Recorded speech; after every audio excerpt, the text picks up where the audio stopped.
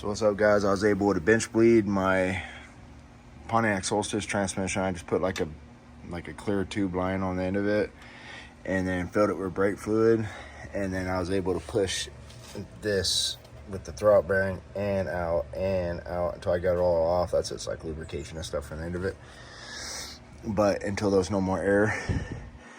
And then I put in the new clutch and pressure plate like I told you guys I would end up most likely doing. I did.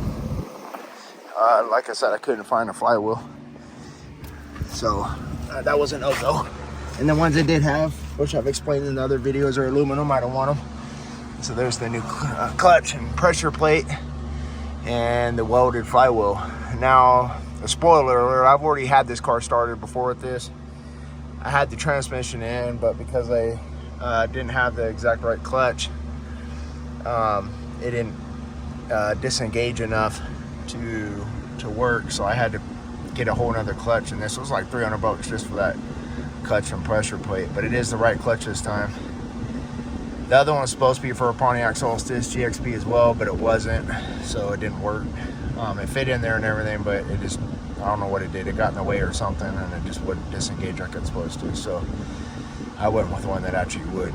But the spoiler is this actually does not vibrate or do anything weird. It's still super smooth and runs and idles and does everything like it did before it was welded and when it was a dual mass.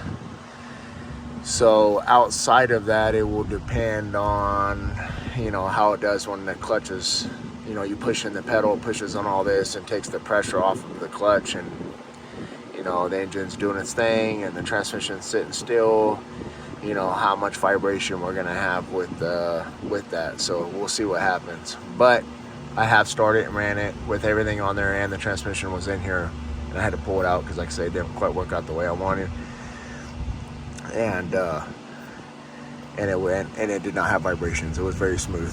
So it should be good. And then another thing that's different than last time is I did not bother pulling all the bolts, which people talk about having to do that. I did not.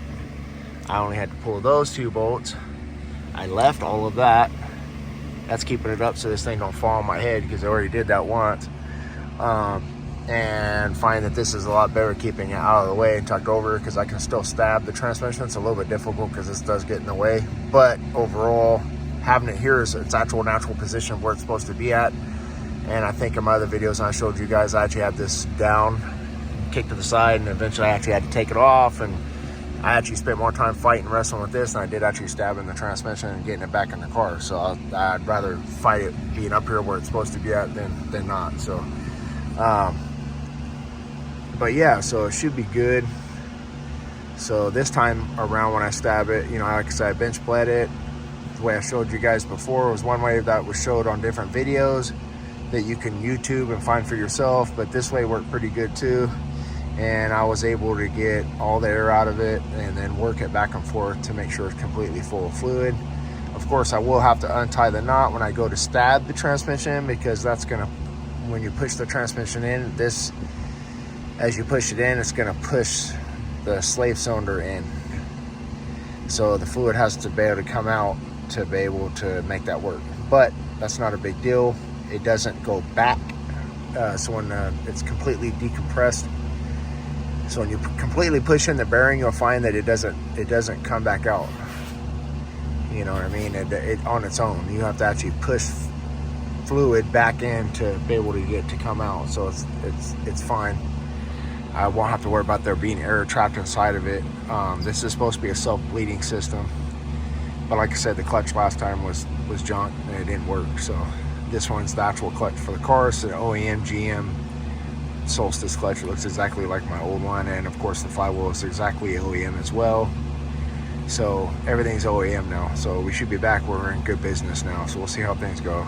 Thank you for watching, and I hope that this is helpful, and please subscribe and give me a thumbs up, and I appreciate it. That's how you help support me, and I can make more of these type of videos that are helpful for you on your projects. Thank you so much, and have a great day.